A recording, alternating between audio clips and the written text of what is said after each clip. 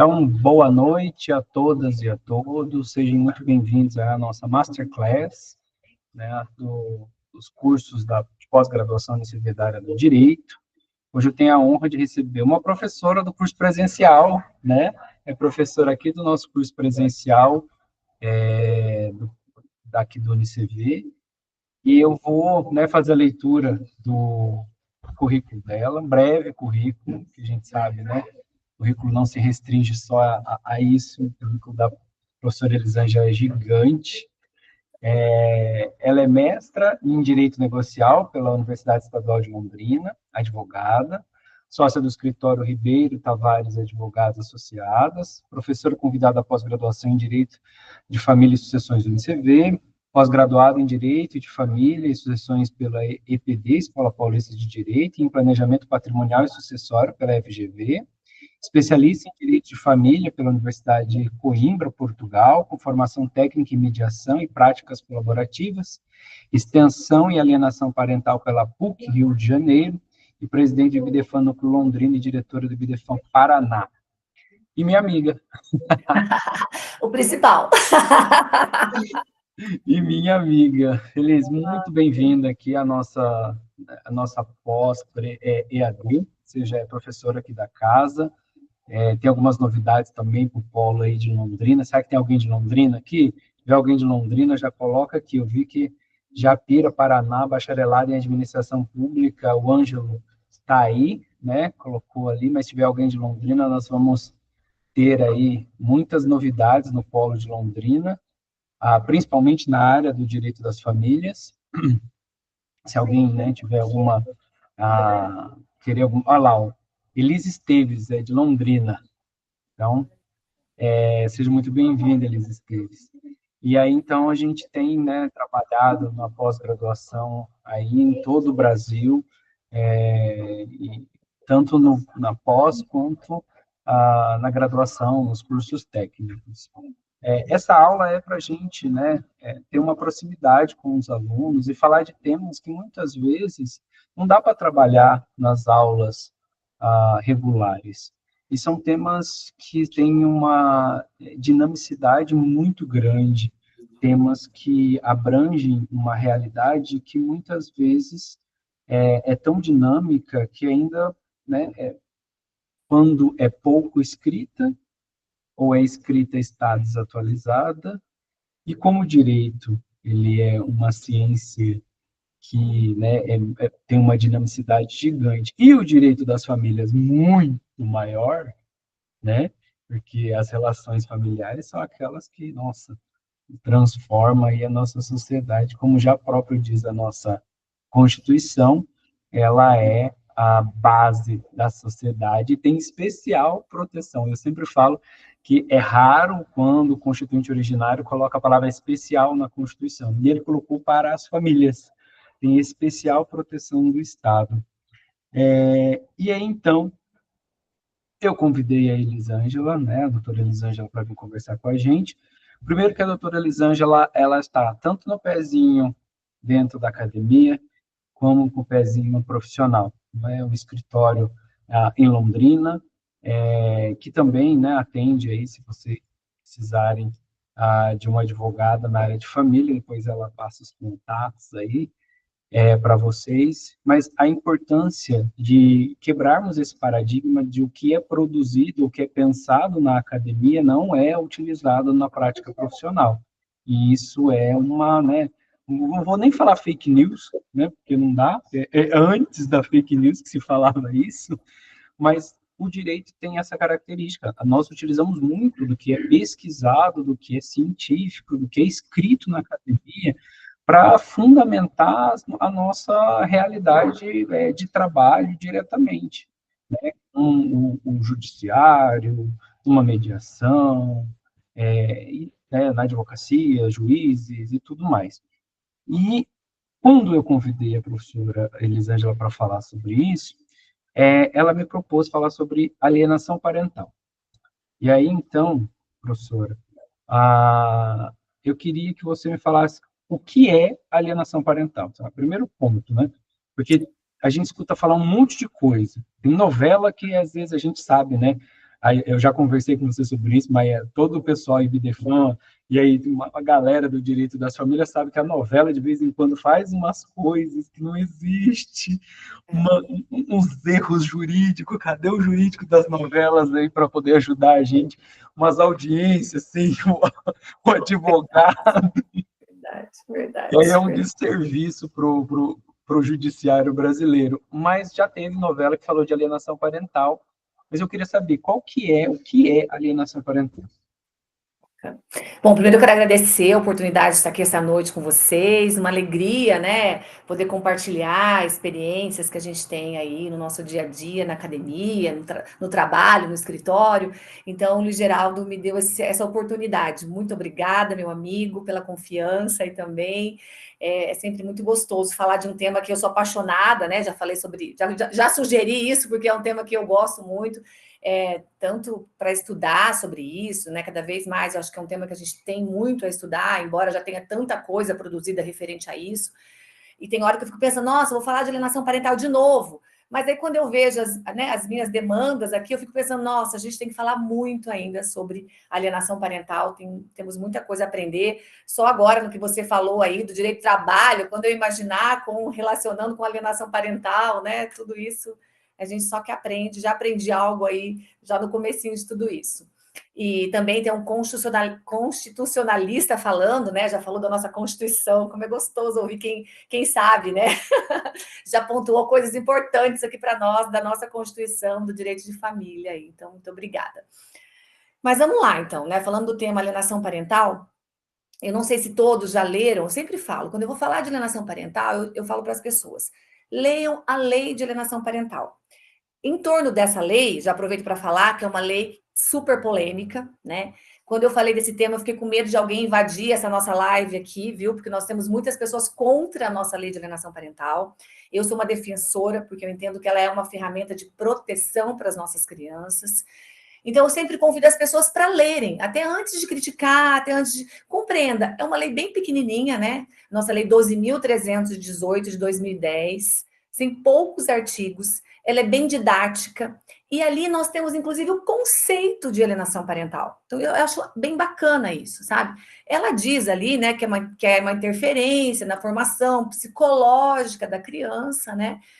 Buscando o quê? O que o alienador busca? Né? Busca afastar o outro genitor de formação de vínculo ou de convivência, ou mesmo quando tem o vínculo já, né? Então, destruir esse vínculo. Então, ele busca isso, né? Na lei, a gente vai ter um conceito mais bonitinho, já estou traduzindo aqui para vocês de uma forma mais didática ainda do que da lei, né? Para que a lei vocês podem ler lá. Mas é isso, né? Então, o que é alienação parental? É quando um dos genitores, e a gente também tem procurado falar, quem estuda disso, eu tenho uma amiga, Bruna, que fala muito sobre isso, ela traz até alienação familiar já, parental, né? Ela não diz mais alienação, aliás, parental, ela tira o termo parental e ela fala em alienação familiar, porque não é só o outro pai, o outro genitor, a outra mãe que pratica alienação parental. Pode ser o avô, pode ser a madrasta, né? Porque hoje nós temos tantas famílias recompostas, né?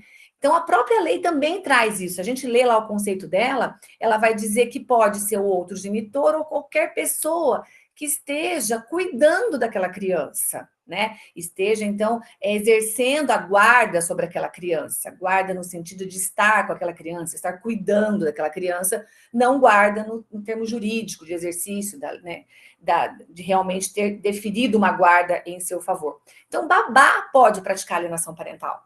Então, é bacana a gente ampliar esse conceito de não só dizendo que o outro genitor pode, mas sim, o outro genitor ou então qualquer pessoa que esteja exercendo a guarda dessa criança e queira o quê? Queira afastar o outro genitor. Então, por exemplo, se eu sou da família, né, ou se eu sou o pai dessa criança ou a mãe dessa criança, eu quero afastar quem? A outra família, o outro genitor, seja a mãe, né? Seja os avós, né? A gente tem muito disso também, né? Tem situação que o alienador ele quer afastar o avô, a avó, né? Até permite que tenha convivência permite é ótimo, né?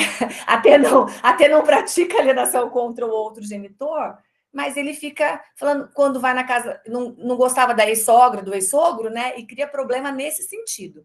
Então, sempre que a gente tiver situações onde uma dessas pessoas que estão com a criança queiram destruir laços ou impedir formação de laços afetivos com a outra família, com o outro genitor, nós estamos, então, diante de alienação parental, né? Diante de atos de alienação parental. A nossa lei também traz, ali é bem bacana, no artigo 2º dela, onde ela traz alguns exemplos de alienação parental. E a gente não pode falar que é só aquilo ali que é alienação parental, né? Falar mal, né? Que isso é uma coisa bem básica, né? Falou mal, a gente vai assim, tá praticando alienação parental. Tá todo mundo craque nisso, né? Mas não é só isso, né? Não é só falar mal, impedir também informações sobre a criança, imputar fato que não é verdade, como a questão de abuso. A gente sabe que isso também existe, infelizmente. Existem muitos abusos verdadeiros, né, nos núcleos familiares, é uma tristeza isso, é real, também existe, mas a gente sabe que as pessoas que estão querendo praticar, abusar, fazer violência, também usam dessas falsas alegações. Isso também é uma situação que a gente tem, né? Impedir que o outro participe de atividades na escola, que vá na escola buscar informações. Então, tudo isso é ato de alienação parental. Mas o nosso querido Luiz Geraldo já trouxe uma aqui que alguém citou de RH, dizendo que, olha só, né, usando o próprio trabalho da pessoa como um empecilho para a criança conviver com aquele genitor, né? Então, pensa. Então, são todas formas que a gente está vendo que a pessoa está usando para afastar. Então, é nesse sentido que eu trouxe para vocês um amplo conceito aí do que a gente pode falar de alienação parental. Perfeito, doutora. Outra coisa, assim, antes de eu fazer a segunda pergunta, eu acabei de abrir uma enquete aqui para vocês. Se vocês clicar do lado ali tem as pessoinhas, depois tem uma casinha de chat no canto inferior direito da tela. Aqui, ó. Bem no canto. Tem 3 pontinhos, tem, na verdade, 9 pontinhos, e tem enquete. Se você for lá na enquete, você coloca se você é graduação, aí é tecnólogo, bacharelado, licenciatura, ou pós-graduação, especialização. Ou se você ainda não é UniCV, você clica em ainda não sou UniCV. Só para a gente poder ver aí quantas pessoas nós temos no nosso bate-papo, nossa masterclass, beleza? Continuando aqui, por que a alienação parental tem aparecido com tanta frequência na rotina da advocacia familiarista? E eu falo isso até porque, né, convivo com muita gente e eu vejo que isso tem aumentado. O que mudou nos últimos anos para isso ter acontecido? Então, Luiz, eu vejo assim, a alienação parental sempre existiu. E vejo que a importância da lei. Eu acredito muito que a lei trouxe isso para os nossos processos. Ela permitiu, por isso que eu acho que essa lei ela é importante. E quem é contra a lei e quer revogar essa lei, eu fico pensando, ok, vamos revogar isso. Mas a alienação parental não vai deixar de existir, entende? E nós vamos estar tirando um instrumento de proteção das crianças. Então, eu vejo que, desde quando, por exemplo, o meu marido tem pais separados. Isso, hoje em dia, tem mais de 50 anos, os pais se separaram na época que ele tinha 8, 10 anos. E naquela época, se a gente for analisar a situação disso aqui, ali naquele divórcio lá dos pais do meu marido, já existia essa situação de alienação parental. Só que esse termo, esse nome, as pessoas ninguém não imaginava que isso era ato de alienação parental, entende? Assim como também já existia abandono afetivo lá atrás, que eu acho, vou falar de abandono que não tem nada a ver com isso, mas só para trazer como a gente tem termos que nós usamos hoje no direito de família e que antes a gente já existia isso e a gente não falava por quê? Porque não parava-se para estudar disso, não se dava muita, acho que, bola para essas situações de convivência, a importância da convivência, a importância da presença de pai e mãe no desenvolvimento das crianças, na formação do ser humano. Então, eu vejo que a partir daí que a gente teve, então, um nome, esse fenômeno que a gente chama hoje de alienação parental, que é condutas de pais e mães que buscam afastar o outro genitor, que a gente nomeou isso, a gente conseguiu trazer para os processos de família, tá? Mas uma preocupação que eu tenho é que a alienação parental, por isso que eu acho que a gente tem que falar cada vez mais disso, estudar e saber identificar isso dentro dos nossos processos, é para que ela não fique banalizada como virou um dano moral dentro do nosso direito de família. Perdão, do nosso direito civil, né? Porque tudo começou a virar dano moral. O que aconteceu? As indenizações para aquelas situações que realmente são danos morais não tem mais, em algumas situações, né? Tudo virou mero aborrecimento, porque eu vejo que a gente talvez tinha que ter trabalhado melhor do que efetivamente é um dano moral, do que efetivamente é um mero aborrecimento. Então, alienação parental, eu entendo que veio a partir daí que a gente começou a estudar isso, né? Dou isso também muito de experiência para a nossa academia, como você trouxe, que bom, porque alguém parou para entender, peraí, essa conduta de pai e mãe tem um nome, né? Vamos buscar isso. Primeiro, nós trouxemos isso lá de fora, né? Até tem muita gente que é contra a lei de alienação parental, porque traz um dos estudiosos sobre isso, que é Gardner, né? E daí diz que nós trouxemos também inicialmente falando em síndrome de alienação parental. Hoje em dia, no nosso ordenamento jurídico, a gente não usa o termo síndrome de alienação parental, que era a nossa antiga SAP, que a gente falava, porque entendeu-se que para ser síndrome, a gente teria que realmente ter um reconhecimento dentro da medicina, né, dentro de aprovação disso, e não é o caso, né? Mas também acho interessante a gente entender isso, porque síndrome é um conjunto de sinais, e a partir disso é que Gardner, então, ele identificou em famílias que passavam por divórcio, que aquelas crianças onde existia condutas de pais e mães que afastavam um genitor do outro, que aquelas crianças tinham alguns sintomas, e através disso, então, foi se analisando e chegou-se à alienação parental. Né? Então, tudo isso a gente deve também à academia, a estudos, não é isso?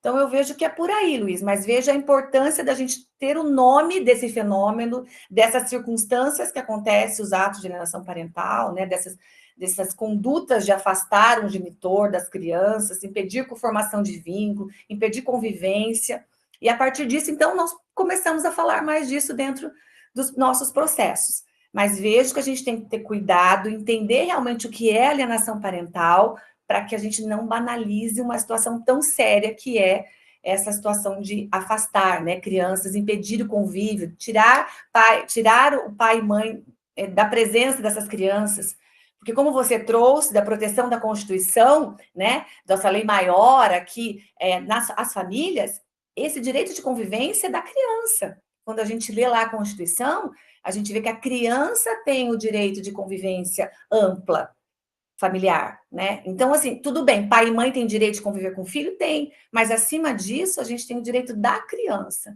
Então, é na criança que a gente tem que pensar. Então, quando a gente traz essas situações para dentro dos nossos processos de alienação parental, a gente tem que pensar que a gente está protegendo as crianças. E não querendo também alegar que o outro está praticando alienação parental como uma forma de violência e agressão a outra pessoa, ao outro genitor também, né? Então, acho que isso a gente tem que tomar cuidado, né? Que a grande também preocupação, e que eu vejo que é um fundamento daqueles que querem revogar a lei de alienação parental, é que quando vem a alegação de abuso, a primeira coisa que se faz do outro lado é falar, não tem abuso, isso é ato de alienação parental, essa mãe, vou falar em mãe, porque normalmente vem aí, né? Essa mãe está inventando esse abuso, né? Então, a gente tem que tomar cuidado em tudo isso, e é sempre pensar, então, na criança, né? Pensar que a gente está levando isso para o processo para que seja realmente protegido o direito da criança de conviver com pai e mãe. Beleza. Eu estou vendo que algumas pessoas estão fazendo pergunta, eu estou coletando as perguntas, depois eu vou fazer uma triagem, aí eu faço ao final, tá bom? Mas quem quiser também fazer pergunta, pode clicar naqueles 9 pontinhos, aí tem perguntas e respostas, você pode fazer uma pergunta ali, e a gente também tem acesso a essas perguntas, ok? É um mecanismo de interação aqui do Google Meet. Gente, esse Luiz é muito tecnológico. Eu preciso quebrar o protocolo aqui. Meu, eu não sei nem onde estão esses pontinhos aqui. Tomara que os alunos achem tudo isso.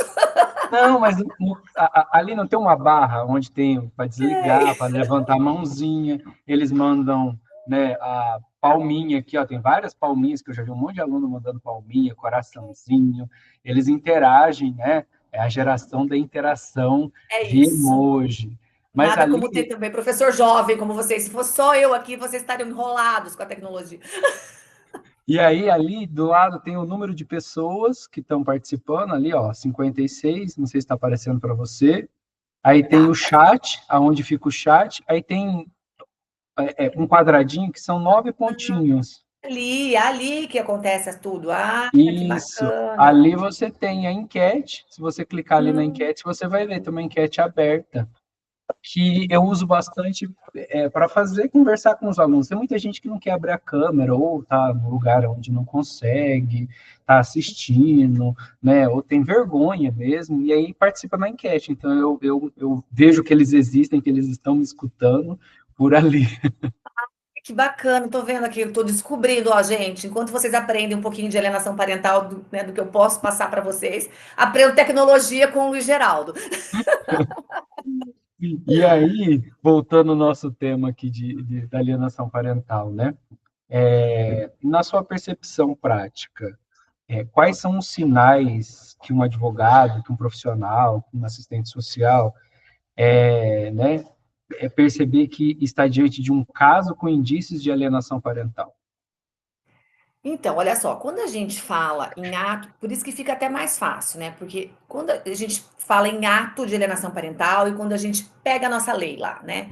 Se a gente recebe informações do nosso cliente ali, né, de várias situações aonde chega o dia da convivência e vem uma mensagem da outra parte dizendo: ó, hoje não dá porque a criança está com resfriada, hoje não dá porque a criança está tomando antibiótico, hoje não dá. Então, aquilo a pessoa vai postergando, vai impedindo a convivência por situações não justificadas. Porque a criança estar doente não quer dizer que ela não pode na convivência, a não ser que seja uma coisa muito, né, complicada, de tirar ela do ambiente que ela está acostumada, né, essas situações. Porque senão ela pode muito bem ir lá conviver com o outro genitor, tomar o remedinho dela lá, e o outro genitor tem que também ter a mesma responsabilidade de seguir com o cuidado daquela criança, né? Então a gente vai percebendo algumas situações que são fáceis de identificar. Peraí, essa pessoa está cometendo pelo menos ato de alienação parental, que é impedindo a convivência.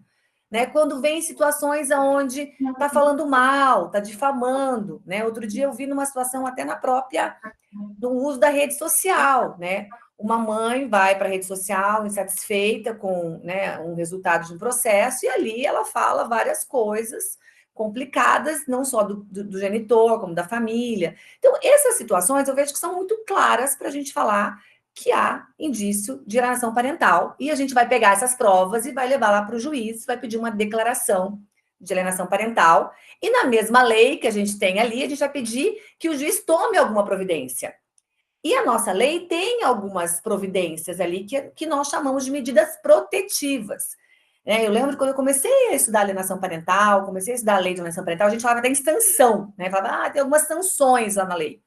Eu acho que a gente deve chamar isso, depois estudando e lendo, eu cheguei a uma conclusão que não são bem sanções, na verdade, é uma forma de proteção dessa criança. Porque ali, se eu levo uma informação dessa para o juiz, dizendo, olha, cada dia da convivência, a convivência não está acontecendo, já faz alguns dias, porque o outro genitor está causando empecilhos sem justificativa. Então, o que esse juiz já pode fazer? Chamar para uma advertência. A nossa lei diz lá, a primeira coisa que o juiz pode chamar é chamar esse genitor e falar, olha, explicar o que está acontecendo, que aquela conduta dela não pode continuar, que isso não isso é contra o melhor interesse da criança. Então, e ali já impedir que essa alienação parental evolua para outros atos, né?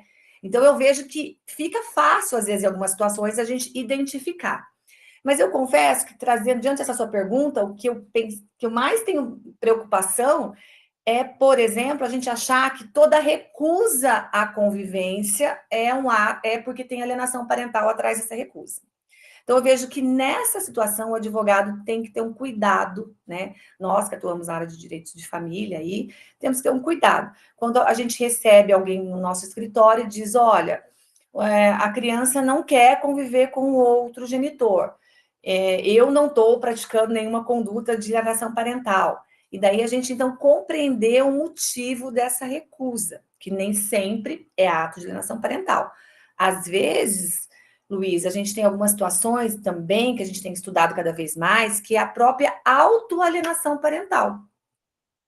Porque, às vezes, o outro genitor tem condutas que ele mesmo afasta o desejo da criança de conviver com ele. Então, então, quando a gente vem essa situação de alegação de alienação parental, eu vejo que não é fácil para nós advogados, que a gente precisa estar atento, né? Alguns atos de alienação parental vão ser fáceis a gente verificar, tá falando mal, tá impedindo a convivência, tá impedindo de ir na escola, ter informações escolares. Então, tudo isso são coisas fáceis. Mas eu vejo que a gente tem que ter um cuidado aí, é quando a gente vem a questão da recusa, a gente compreender essa recusa. A recusa é porque realmente aquele genitor que está na guarda da criança está cometendo ato de alienação parental, ou seja, está cometendo condutas que estão impedindo ou interrompendo essa convivência, esse vínculo, ou não, é o outro, está acontecendo alguma coisa naquela outra, no outro lar, né? Na outra residência, com a outra pessoa, que ele mesmo está causando essa recusa. Né? Ou é questão da idade, né? Adolescente com 10, 12 anos, pré-adolescente, na verdade, também já começa ali 10, né? 10, 11 anos. Às vezes ele forma um vínculo ali de amizades onde ele mora, onde ele fica mais, onde ele tem mais convivência, e quando ele tem que ir no outro, conviver com o outro genitor, tem toda uma situação dele não querer. O que esse genitor... O que a gente tem que estar atento, então, é saber se o genitor, né, que tem a guarda está favorecendo essa convivência ou ele está criando obstáculo. Se o outro genitor está fazendo de tudo para ter essa convivência, não tem nada de errado lá com o outro genitor. Então, acho que essas coisas a gente tem que ir identificando quando a gente está diante de uma alegação de alienação parental, né, trazida para nós, advogados. Eu acho bem, né, acho que já conversei várias vezes com vários colegas. Final de ano é um caos com isso, né? Porque datas comemorativas, aniversário, férias escolares são mecanismos, né, de meios para que aquele genitor ou aquela pessoa da família, adorei a questão da sua amiga estuda, aí eu tinha que chamar ela para conversar com a gente sobre alienação familiar, né, termo que você apresentou aí. E aí, que se utiliza dessas datas como um meio para promover essa violência, né, que em alguns casos atinge o outro genitor, e eu falo alguns casos porque tem genitor que também, né, e outros que vão atingir muito mais a criança no ponto de vista emocional, que é o que a gente vai entrar agora, sobre os impactos emocionais, mas também no ponto de vista dos direitos daquela criança de conviver com o outro genitor, né? E querendo ou não, o outro genitor, a família, pertence àquele ciclo daquela criança, e você limitar o convívio, você está limitando aquele indivíduo a ter uma convivência familiar com o pai, a maioria, a gente sabe, o maior exemplo que nós temos aqui é de pais ausentes, né, e de mães sobrecarregadas. A gente sabe que é esmagadora a maioria. Só que a gente não pode falar que são só esses casos. Existem também mães ausentes e pais sobrecarregados. Como existem vós, né, sobrecarregados, e os dois pais, o pai e a mãe, ou os dois pais, as duas mães, extremamente ausentes. Então, não é uma questão só do pai, ou só da mãe, ou só de uma orientação afetivo-sexual, é uma questão da pessoa, se ela está promovendo isso ou não. E aí, eu queria saber, assim, quais são as principais consequências emocionais da alienação parental nas crianças ou adolescentes? Assim? Antes de eu responder, de a gente falar um pouquinho sobre essa questão emocional aí, é bem importante o que você falou, né? O que a gente tem muito, e às vezes a gente, quando vai falar sobre alienação parental, eu fico me policiando, porque às vezes a gente fala que a mãe, né, a mãe alienadora, nos exemplos que a gente dá, às vezes acaba sendo a mãe alienadora. Mas por que também muito disso, né, Luiz? Como você falou, a gente tem uma quantidade imensa de pais que abandonam filhos, né, da mãe sobrecarregada, né? Por quê? Porque nós temos muitas guardas unilaterais ainda, né? E também guardas compartilhadas só no papel, né? Então eu vejo que a guarda compartilhada, ela é um remédio contra a alienação parental, porque ela tira essa questão de quem tem a guarda, esse poder, essa sensação de que quem tem a guarda é dona da criança. Então eu acho que isso muitas vezes favorece a alienação parental. E muitas mães, então, em razão de terem a guarda, e às vezes até por algumas situações sem perceber, porque também a gente fala de alienação parental velada. Às vezes ela está sobrecarregada, ela saiu de um casamento sobrecarregado, às vezes o ex-marido sacaneou com ela em muita coisa. Então, quando ela vê, ela já está praticando atos de alienação parental. Então, por isso que é importante, às vezes, essa questão que eu te falei, de uma primeira situação onde vem uma denúncia, uma alegação aí de alienação parental, o judiciário ter esse cuidado de fazer uma audiência de advertência, sabe? A gente usa muito pouco isso. Porque às vezes ali você vai ter essa conscientização das pessoas, né? Dessa mãe compreender que, embora ela tenha algumas mágoas e ela está sobrecarregada, é o direito de convivência da criança. E esse pai que tem uma guarda, às vezes até compartilhada, não está exercendo efetivamente o cuidado, o compartilhamento, a participação, a responsabilidade que ele tem também nessa parentalidade, né? Então, acho que isso são coisas que a gente precisa, né? Vejo que agora a gente está numa nova fase da guarda compartilhada, que é trazer a importância desse cuidado compartilhado, né? Nós temos aí já várias decisões super importantes do nosso Tribunal de Justiça do Paraná, que já tem se atentado a essa questão do cuidado, na questão dos alimentos, na questão da guarda compartilhada, e tudo isso eu vejo que são formas da gente proteger efetivamente as nossas crianças, da gente ter efetivamente esses pais e mães exercendo com responsabilidade a parentalidade. E a gente fazendo, então, o direito da criança, lá garantido na Constituição, prevalecer, né? De ter pai e mãe e família externa presente na vida deles para a formação do indivíduo. E daí, então, eu chego nas consequências emocionais que uma criança tem. Por que a nossa lei maior protege isso? Por quê? Porque já chegou-se à conclusão de que a presença de pai e mãe é importante para o desenvolvimento da criança, né? Então, eu vejo que, claro, não sou psicóloga, estou aqui só para falar, vou entrar nesse ponto aí, acredito que uma hora tinha que ter até um bate-bola de uma psicóloga, um assistente social, um advogado, para a gente falar disso tudo de uma forma multidisciplinar. Mas com a experiência que a gente acaba adquirindo, né, dos processos, das leituras que a gente faz, é importante ter a presença. E quando não tem, e tem ato de alienação parental, essas crianças sofrem consequências como ansiedade, como medo, culpa, porque às vezes quando vem a questão da alienação parental, transfere-se muitas vezes para a criança escolher quem ela fica, né?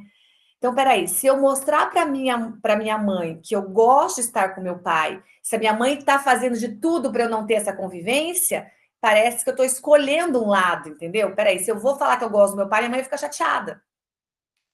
Mas se eu não vou viver com meu pai e eu concordo com essa situação aqui, eu também estou chateada, porque eu também não estou vivendo com meu pai. Então, onde a gente coloca essa criança, né? Então, eu vejo várias figuras, quando a gente põe no Google ali, de alienação parental, eu vejo uma criancinha sendo puxada, né? Como se fosse um cabo de guerra, a criança sendo.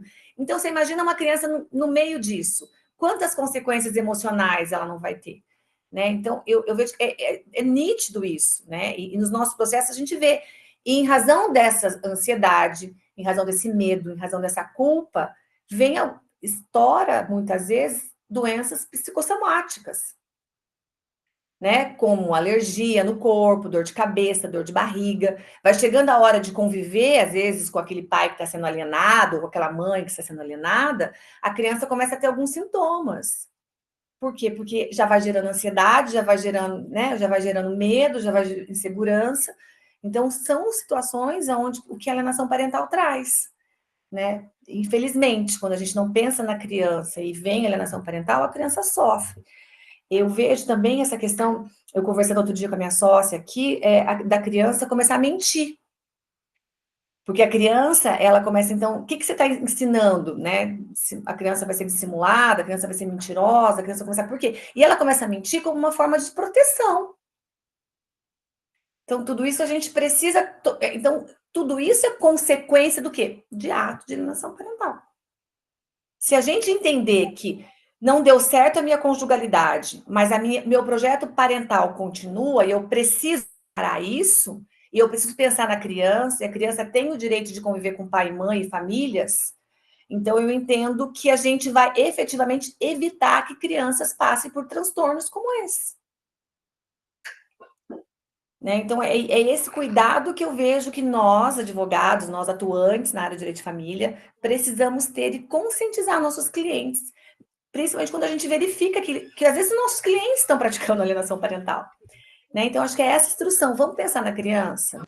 Vamos entender que ele não foi um bom marido, do jeito que você queria, uma boa mãe, mas são pessoas que você escolheu para esse projeto parental e agora precisa dar continuidade.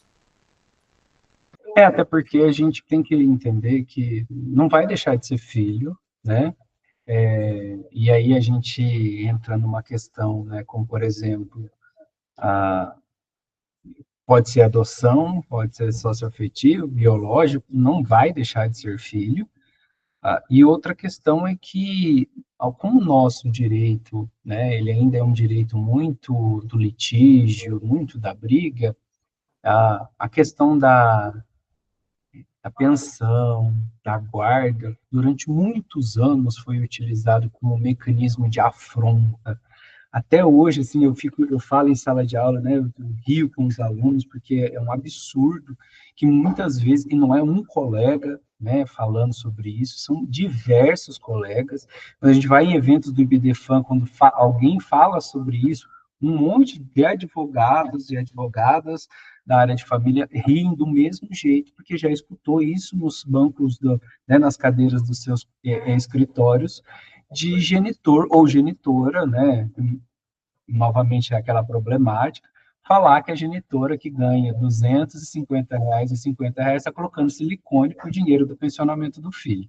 Então, você já começa a ver um problema de que, não, eu vou engravidar para poder ter um pensionamento para viver. Então, e aí já não é um pensionamento para a pessoa, é para o filho. Então, a gente já tem um histórico muito longe disso, de utilizar dessa forma.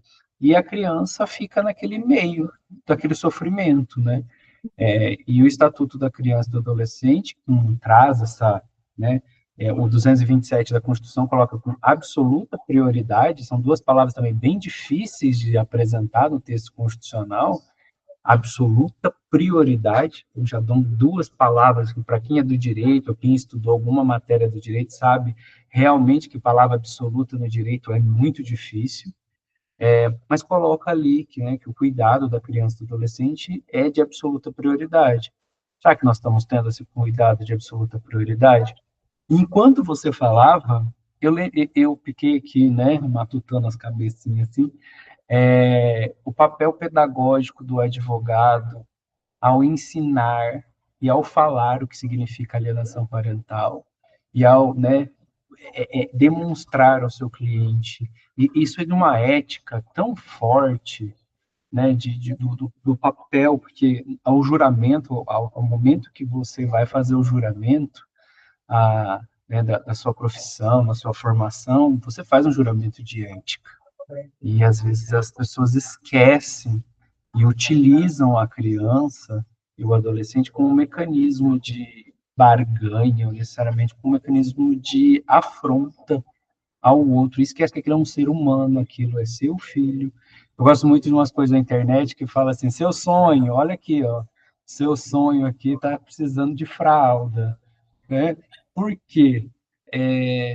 Porque em um determinado momento foi o sonho daquelas pessoas. E não pode deixar de ser, porque não vai deixar de ser, né? E aí, já entrando aqui no papel do advogado, né? Em que momento a postura do advogado pode piorar um conflito? E aí, como podemos evitar isso? Então, você falando aqui também, eu pensando aqui, né? Como a gente não pode, acho que a gente não pode deixar de ser usado como instrumento ali, entendeu? De guerra entre o casal. Eu sei que não é fácil, né? Muitas vezes algumas coisas a gente precisa levar para o processo, porque como você colocou, né? Nós não temos ainda essa cultura do acordo, da mediação, né? Que eu gosto tanto também, outro assunto que eu gosto tanto. E então a gente fica nessa questão do litígio, mas a gente não pode deixar.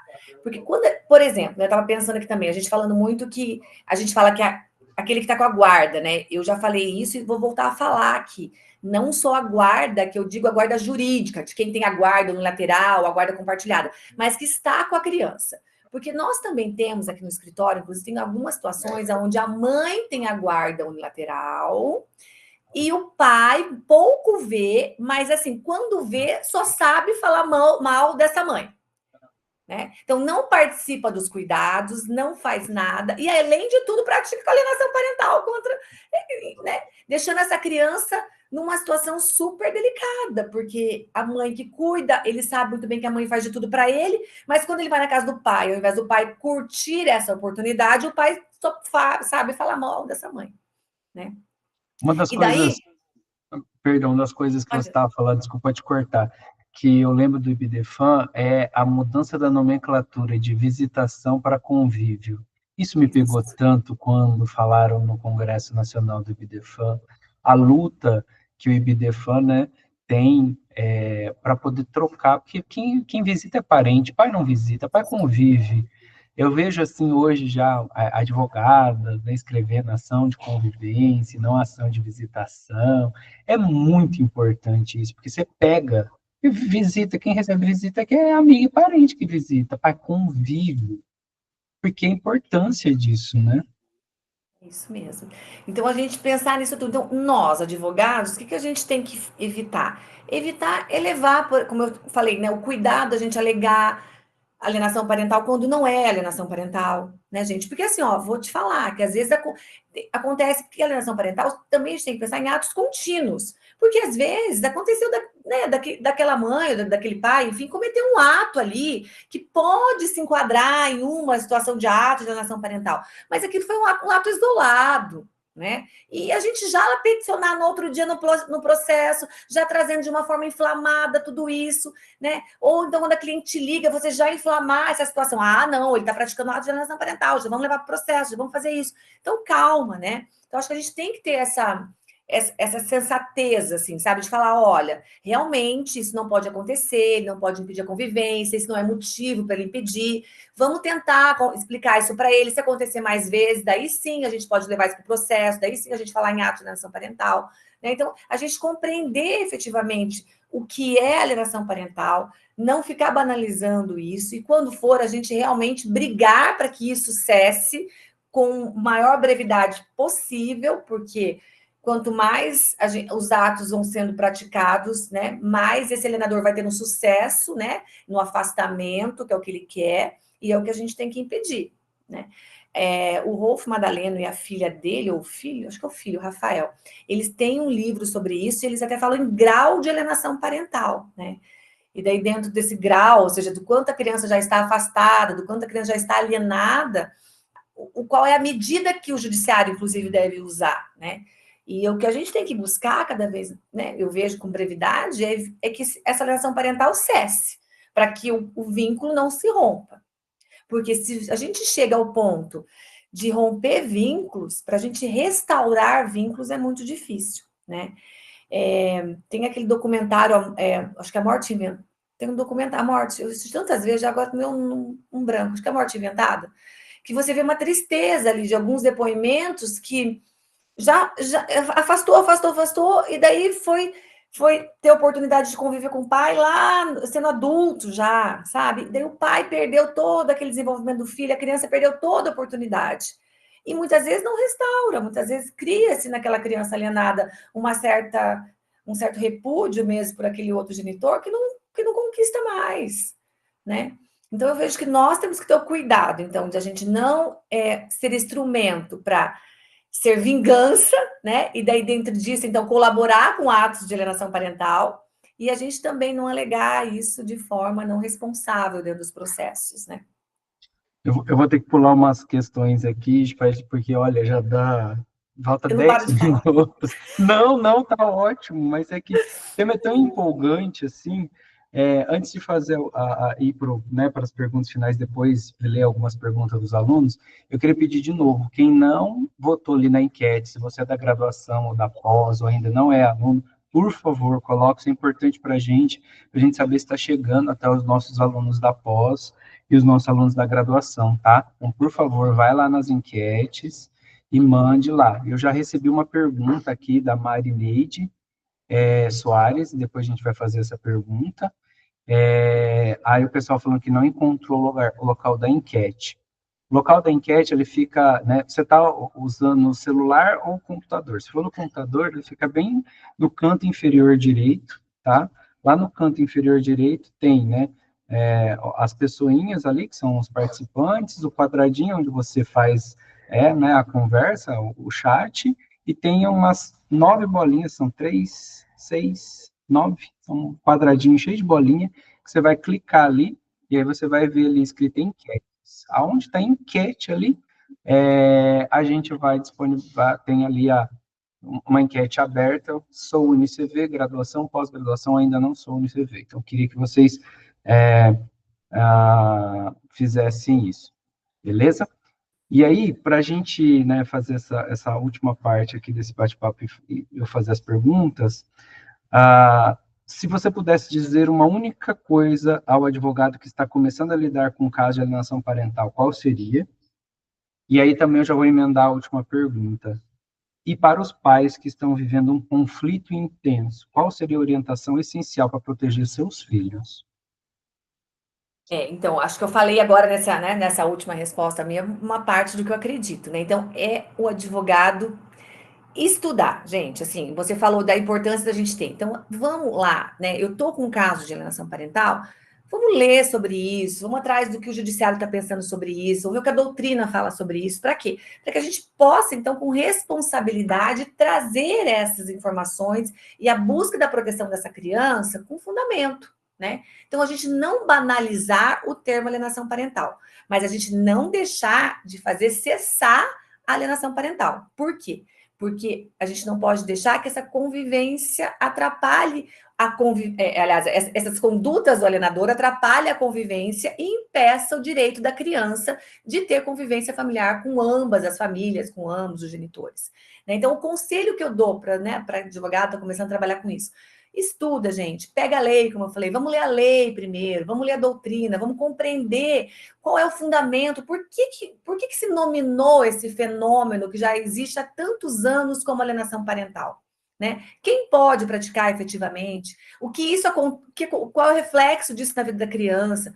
Vamos trazer tudo isso para o processo, vamos compreender isso e fazer o judiciário, então, agir, né? Para que a solução seja apresentada de forma mais rápida possível. Como pedir essas audiências de advertência, né? Eu vejo que nós não pedimos nunca isso. Né? Eu tenho insistido muitas vezes, às vezes o judiciário não marca audiência, mas pelo menos no despacho, já tem vários despachos de juiz que adverte a parte, sob pena de multa, inclusive.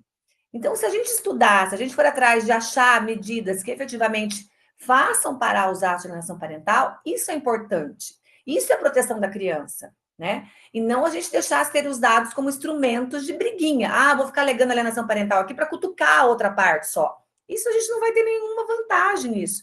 A gente está deixando a criança no meio da confusão também, né? Então, eu acho que é nesse sentido. Vamos estudar, vamos pensar em medidas. Isso é uma das situações de advertência, tem tantas outras coisas. Mas se a gente já começa, no começo desses atos, a gente já leva concreto para o juiz, já pede uma advertência para outra parte, será que a outra parte já não vai pensar melhor no que ela está fazendo? Né?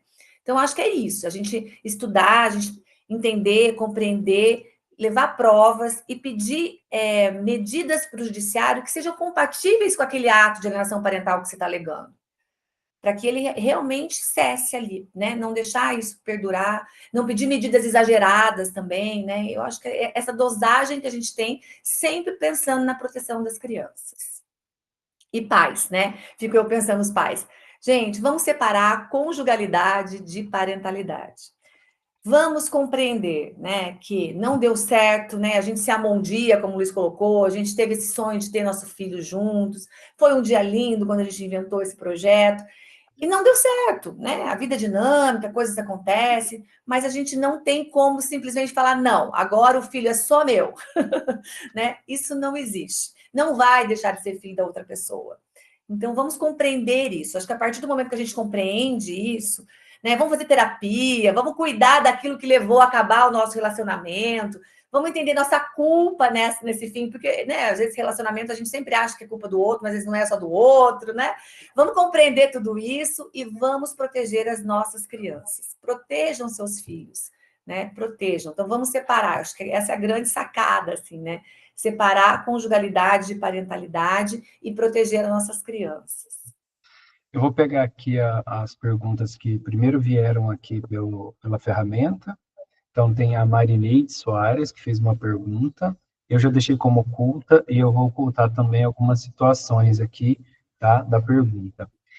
Diz que uma mãe que tem um filho de 3 meses e que o pai já visitou somente 2 vezes assim que nasceu. Que isso foi trazer só algumas coisas depois que teve alta do hospital e ainda com itens mofados. O pai quer levar o bebê com 6 meses para casa dele e de familiares e visitar, né, quando quiser.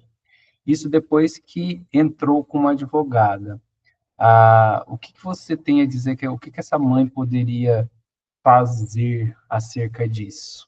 Esse é um caso bem...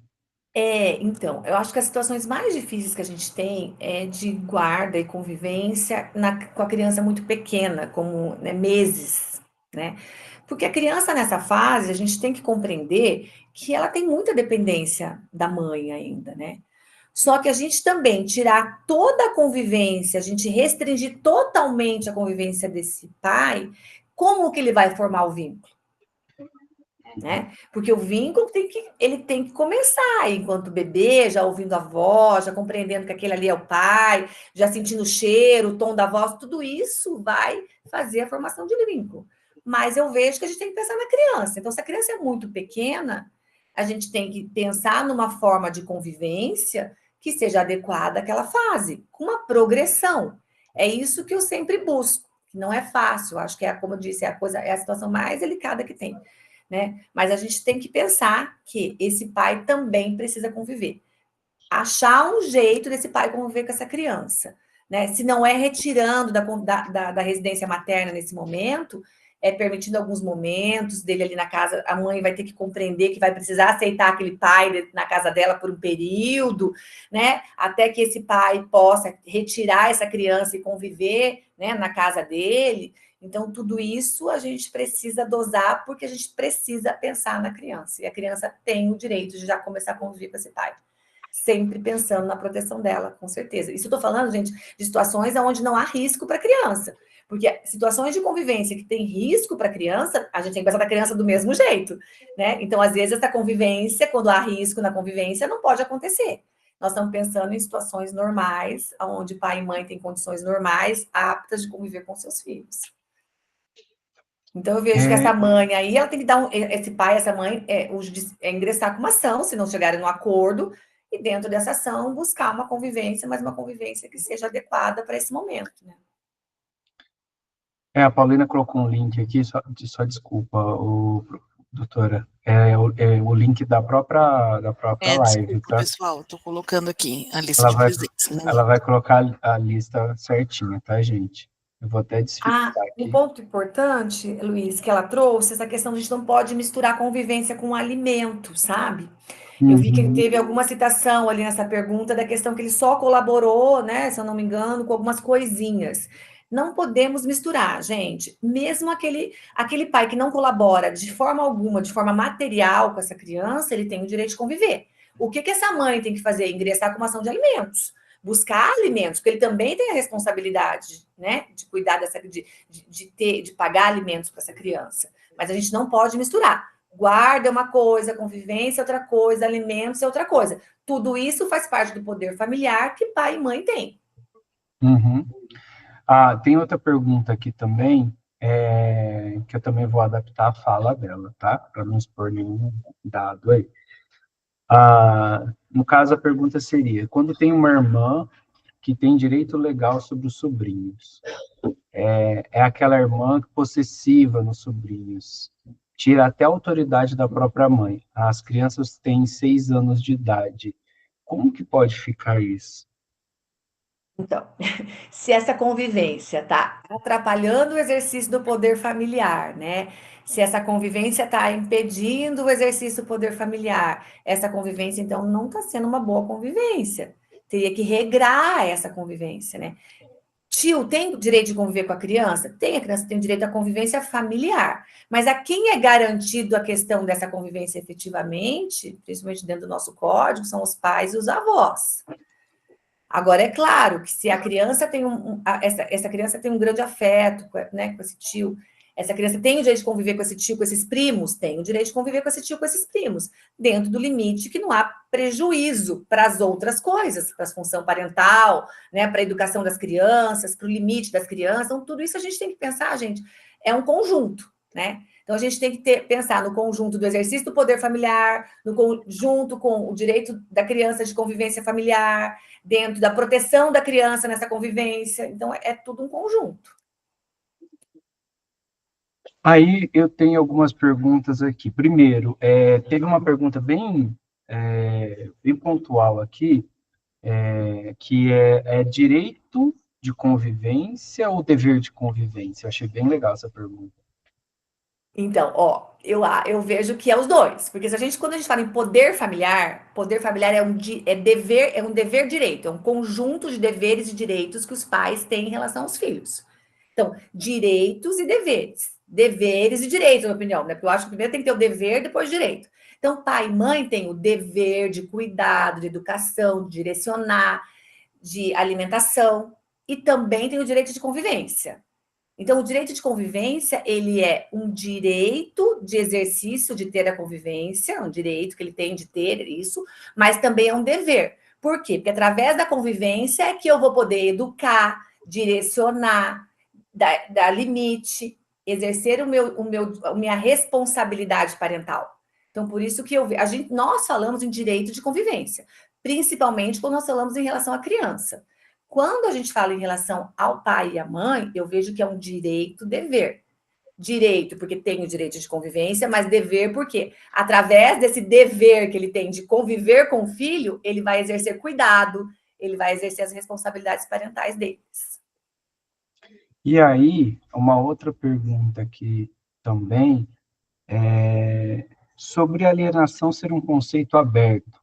Por que os juizados têm tanta dificuldade de aceitar que as mães são alienadoras e não é só os pais? Existe algum tipo de preconceito? Então, eu até. Interessante essa pergunta aí, porque eu vejo que ainda a gente tem mais essa situação das mães ser alienadoras do que os pais, né? Não sei quem fez essa pergunta, mas assim, eu vejo sempre que no nosso judiciário, e daí vem até essa questão das mães quererem a revogação, nós temos esse movimento de revogação da lei de alienação parental, é mais um movimento feminino, sabe? Por quê? Porque eles entendem-se que o judiciário tem essa questão de entender que mãe pratica mais alienação que pai. Embora que eu não, dentro do meu escritório, se eu for olhar bem, eu vejo muitos pais, como eu coloquei aqui, que praticam alienação parental. O que eu entendo dentro do nosso judiciário é que a gente tem muita dificuldade no reconhecimento da alienação parental, independente de gênero. Porque a gente fala tanto em revogação da lei, a gente fala tanto em alienação parental, eu tenho essa preocupação de banalizar a alienação parental, mas também, gente, ter uma declaração de alienação parental não é fácil. O judiciário ele reluta muitas vezes em entender que é importante declarar a alienação parental, que é importante chamar aquele pai, aquela mãe para uma audiência de advertência, porque estão ocorrendo atos de alienação parental. Às vezes, gente, atos cruzados. Às vezes existe dos dois lados, e a criança literalmente está no meio. Né? Então, eu vejo que a gente ainda tem um caminhar aí de alienação parental. Por isso que eu fico pensando, às vezes, nossa, vou eu falar de alienação parental de novo, né? Porque eu tenho, né? Além de advogar e ter muito isso dentro do escritório, é um tema que eu gosto de estudar. Mas por quê? Porque eu ainda vejo que tem muita coisa. A gente fala, e tem coisa para a gente discutir, principalmente na prática. Porque a hora que a gente vai alegar alienação parental mesmo, a gente tem a dificuldade da prova, a dificuldade do reconhecimento. Né? Então, tudo isso ainda são coisas para nós, como operadores do judiciário, né, operadores do direito, e o judiciário incluindo nessa questão dos operadores de direito, a gente tem ainda muito a caminhar. E aí eu vou fazer a nossa última pergunta, né? E no caso da mãe, usar falta da medida protetiva para impedir que o genitor retire a criança na escola e impedir a convivência. Perdão, falsa medida protetiva, e não falta, tá? que você me diz quando mistura a questão da Maria da Penha? Excelente pergunta, né? Falamos tanto, olha só, falamos tanto, não falamos sobre isso. Infelizmente, né, gente, como a gente tem o mau uso da lei de alienação parental, infelizmente temos o mau uso da medida protetiva. E vejo que cada dia mais tem se usado a lei de alienação, a lei Maria da Penha para impedir convivência. É um cuidado que a gente a vara Maria da Penha, eu entendo a importância de ser definido as medidas protetivas, porque nós temos muitos casos de violência ainda, infelizmente, mas infelizmente também temos essa situação. E o que eu vejo, a gente tem que correr nessas defesas, né, da Maria da Penha, e cada vez mais aqui em Londrina, pelo menos, tem acontecido do juiz da Maria da Penha rapidamente falar, olha, a convivência tem que ser cuidada na vara de família. E daí a gente correr de regularizar essa situação. Porque se não é, né, se foi, né, usado falsamente aí, enfim, qual é o grau dessa violência aí, se há ou se não há, que seja apurado o mais rápido possível. E se não há risco na convivência com a criança, né? Eu acho também super difícil isso, Luiz. É o meu estudo da vez, na verdade, meu aqui, é a gente conseguir falar que pai que é violento, ou seja, né, genitor que é violento com a mãe não é violento com os filhos, que essa violência não é uma violência familiar, né? Isso é uma coisa que a gente tem que pensar. Então, é muito difícil, sabe? Mas diante de uma alegação dessa, de uma medida protetiva, o que eu vejo é que a gente tem que analisar o que está sendo alegado, né, cuidar desse processo na Maria da Penha o mais rápido possível. E dentro da vara de família, eu acho que a grande preocupação nossa é essa violência é uma violência que não atingiu efetivamente as crianças, para que esse pai possa continuar a conviver com essas crianças. Daí nomear um intermediário dessa convivência, por quê? Porque muitas vezes há violência mesmo, né? E se a gente permitir que essa mulher continue tendo contato com né, com essa pessoa aí, ela vai continuar sofrendo violência, às vezes psicológica principalmente, né? Que é uma violência tão difícil da gente provar. Mas daí a gente suspender e tirar a convivência dessas crianças, essas crianças têm o direito à convivência com esse pai. Então, como a gente... Eu acho que isso aí é a grande dificuldade que nós temos no momento, quando a gente fala de Lei Maria da Penha e convivência familiar. Né? Esse pai só é violento com a mãe, ou esse pai, né, é uma pessoa que não pode nem conviver com os filhos. Né? Qual é o tipo de violência, efetivamente? Como que a gente vai lidar com isso? Né? Vai ter que ser uma convivência assistida? Né? Porque, às vezes, eu acho que eu acho que alguém fez uma pergunta dessa até, se eu não me engano, eu vi em algum momento aí. É possível a gente estabelecer uma convivência assistida? Né? Se a gente tem uma preocupação dessa violência aí familiar, dessa violência doméstica, a gente não tirar de vez esse convívio, enquanto apura-se essa questão da violência doméstica, estabelecer uma convivência assistida com alguém de confiança. Porque assim você vai estar protegendo a criança, mas ao mesmo tempo não deixando que esse vínculo se rompa totalmente.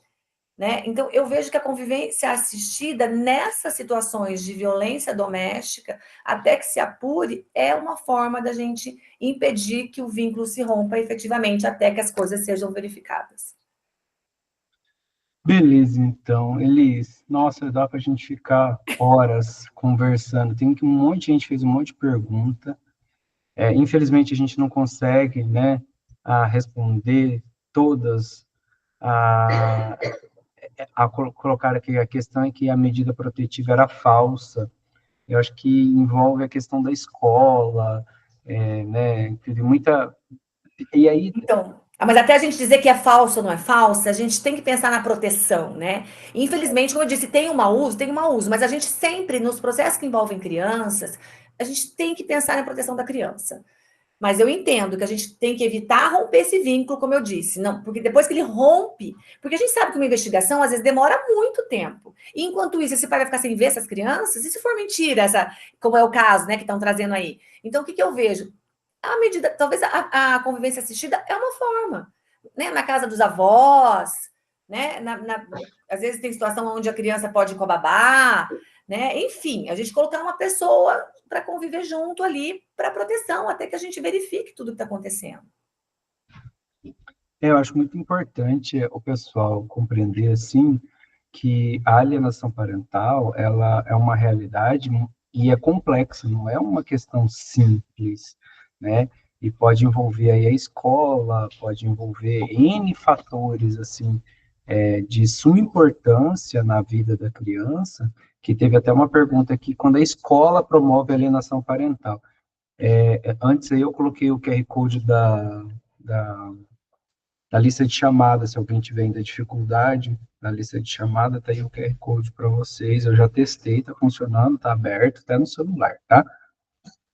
E aí, então, é essa dificuldade, né? Porque a pessoa que está cometendo a alienação parental, ela utiliza de todos os mecanismos possíveis e inimagináveis para que isso ocorra.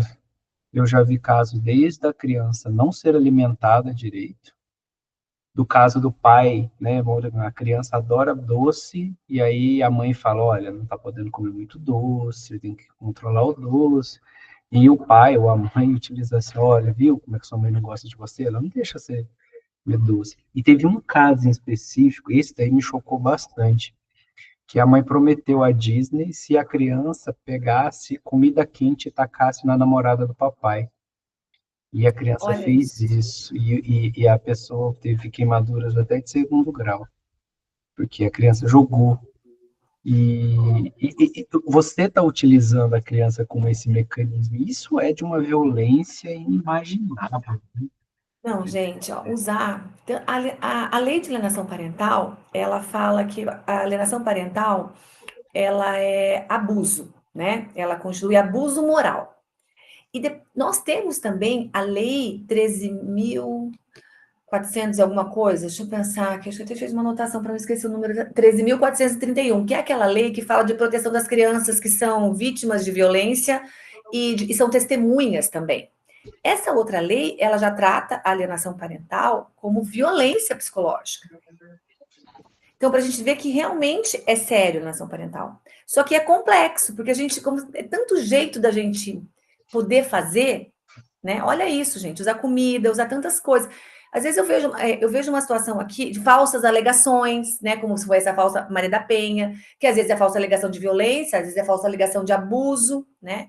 Eu tenho situações aqui no escritório aonde veio a decisão de guarda compartilhada e dias depois veio a alegação de abuso sexual. E esse pai, até que a gente conseguiu uma convivência assistida, ele ficou meses sem ver essa criança. E depois a ação foi julgada improcedente. Não teve comprovação do abuso. Então a gente tem que, infelizmente existe, e é uma pena, como a gente colocou, que você falou dos pais. Como os pais têm que ter consciência, porque usar a criança como instrumento de vingança é muito. Gente, é horrível. Eu não sei, né? Eu fico pensando, que coisa que leva o ser humano a fazer isso? Como os pais têm que tomar cuidado com isso, porque realmente é uma violência muito grande, né? Usar a criança como instrumento, né? Falar que o pai não paga pensão, contar coisas de processo. Eu tenho situações onde as crianças sabem do processo perfeitamente. O juiz deu um despacho, a criança, antes de eu ver o despacho, a criança já sabe, porque o pai já contou, a mãe já contou. Isso Né? acontece. Então, tudo isso são situações que a gente não pode permitir. Isso é alienação parental. É isso que a gente tem que impedir que aconteça, né?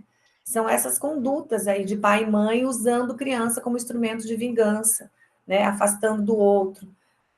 Tem tanta coisa, né, gente? Bem, Então, a gente podia falar a noite inteira aqui sobre isso mesmo, né? então hoje a gente encerra esse assunto, mas eu já vi que teve gente que perguntou sobre a Lei Maria da Penha, e aí não é aplicado a homens, e só que tem uma questão também, casais homoafetivos, então a gente vai fazer uma outra Outra live. para a gente discutir isso, tá bom? Hoje não dá, esse é um tema bem complexo para a gente poder discutir em poucos minutos. Eu coloquei novamente o Instagram meu, da professora Elisângela, o Instagram do Centro de Gestão Jurídica e Segurança, e essa live vai estar no canal do YouTube do nosso centro, beleza?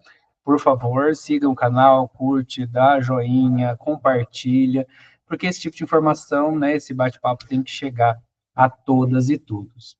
Elisângela, meu muito obrigado. Eu que agradeço. Sabe que eu tenho uma admiração gigante por você, a Ibidermana, a irmãzinha que o Ibidefã me deu de presente.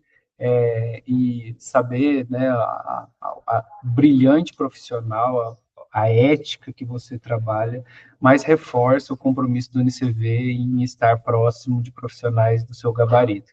Então, saiba da importância que é estar perto de você e estar compartilhando essa relação que nós temos, viu? Muito obrigado, viu? Agradeço. Muito obrigada mesmo pela oportunidade, meu amigo. Você também tem uma admiração imensa por você, seu trabalho, sua dedicação pela educação aí, por transmitir coisas boas para os alunos. Então, muito obrigada pela oportunidade, pela confiança.